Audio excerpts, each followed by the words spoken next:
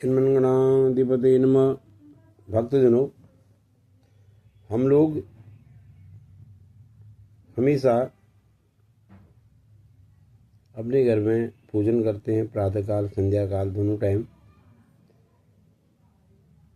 और हमारी आस्था भी होती है। लेकिन हमें मंदिर में भगवानों को किस प्रकार रखना चाहिए, उनकी किस प्रकार से, किस सीरियल नंबर से उनको अपने उसमें लगाना चाहिए, ये अति आवश्यक है। बहुत ज़्यादा भगवानों को अपने मंदिर के अंदर इकट्ठा करना भी एक अनुचित है। भक्तजनों, युगांतर युग के अनुसार जो है मंदिर में भगवानों को स्थापित किया जाता है, और वास्तु के अनुसार भी कहा गया है कि जिस मंदिर में युगांतर के अनुसार सही दिशा में यदि आपने मंदिर बनाया हो और मंदिर के अंदर जो मूर्तियां आपकी हैं वो विधिवत तरीके से रखी हों, तो अवश्य ही उस घर में रिद्धि और सिद्धि प्राप्ति होती है। तो आज मैं आपको मंदिर में किस प्रकार से भगवान को स्थापित करना चाहिए उसके बारे में बताने जा रहा हूँ। आप बहुत ध्यान से सुनना, क्योंकि नित्य कर्म है, और नित्य कर्म में यदि आपका तभी वो नित्य कर्म सफल हो सकता है जब आपने मूर्तियाँ विधिवत रखी हो। सर्वप्रथम बाएं हाथ की तरफ, वैसे मैं आप इसमें एक फ़ोटो भी बना के दूंगा आपको, बाएं हाथ की तरफ, क्योंकि जो फेरे करते हैं या परिक्रमा करते हैं तो बाएं हाथ से दाएं हाथ की तरफ ऐसे करते हैं। तो आपने बाएं हाथ, सबसे पहले बाएं हाथ की तरफ प्रथम पूज्य गणेश जी को स्थापित करना है। उसके बाद आपके घर में मूर्ति हो सतयुग के में भगवानों की, शिव जी की हो, पार्वती की हो, माँ दुर्गा की हो, काली की हो, लक्ष्मी की हो, विष्णु भगवान जी की हो, भगवान विष्णु की मूर्ति हो, सरस्वती की हो, इनको आप उसके बाद जो है सीरियल नंबर से ये लगाए जाते हैं। तब तदुपरांत जो है त्रेता युग आता है, उसमें राम दरबार, फिर उसके बाद द्वापर युग आता है, भगवान श्री कृष्ण, और अंत में आप लोगों को चिरायु, बल, बुद्धि, ज्ञान के दाता, कलिकाल के देव हनुमान जी की पूजा क्या कहते हैं, मूर्ति जो है राइट दाएं हाथ की तरफ आपको रखनी चाहिए।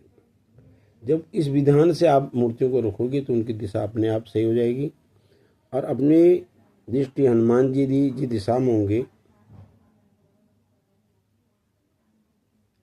हनुमान जी का मुंह अपनी तरफ अपने आप हो जाएगा।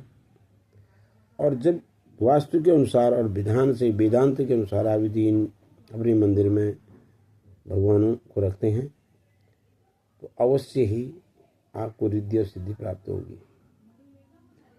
नवरात्रि में आप अपने मंदिर में कलश स्थापना करते हैं, किया भी होगा, तो कलश हमेशा बाएं हाथ की तरफ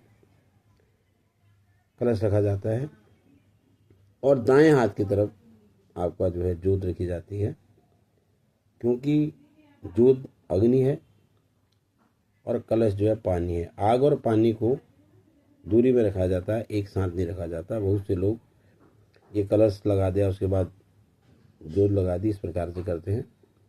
तो आप लोगों को मेरा एक निर्देश है कि सर्वप्रथम अपने घर के, अपने मंदिर के मूर्तियों को विधिवत लगाएं, और नित्य उनका स्नान ध्यान भी करवाना चाहिए, गंधाक्षत करवाना चाहिए। और भगवानों के सिर पर आपको गंधाक्षत नहीं करवाना चाहिए, उनके चरणों में करना चाहिए, क्योंकि हमारे वेदांत शास्त्र में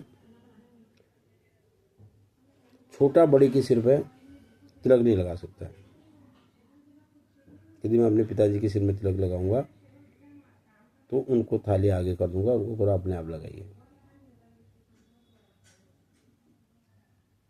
तो हमेशा पितरों के सिर पर, भगवान के सिर पर गंधाक्षत नहीं करना चाहिए, उनके चरणों में लगाना चाहिए।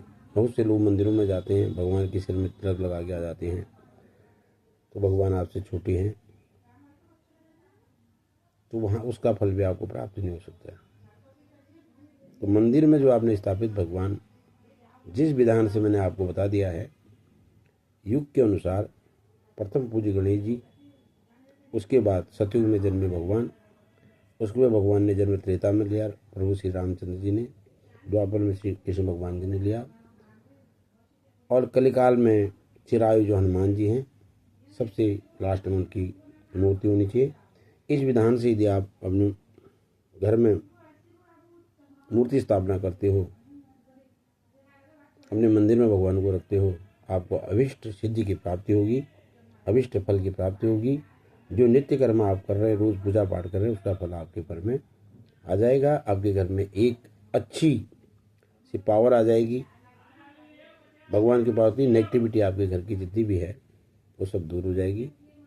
तो मैं चाहूँगा कि आप इसको सब्सक्राइब भी करेंगे,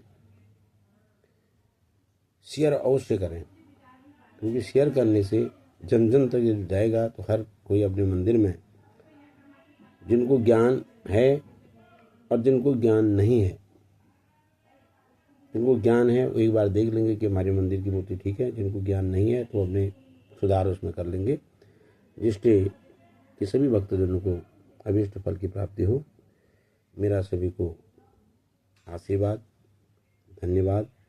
सदैव आपके घर में रिद्धि सिद्धि का वास हो, धन धान्य से परिपूर्ण हो, आपके कुल की वृद्धि हो, सभी भय बाधा जरा मृत्यु दारिद्र्य दूर हो। बहुत बहुत धन्यवाद। नमस्कार।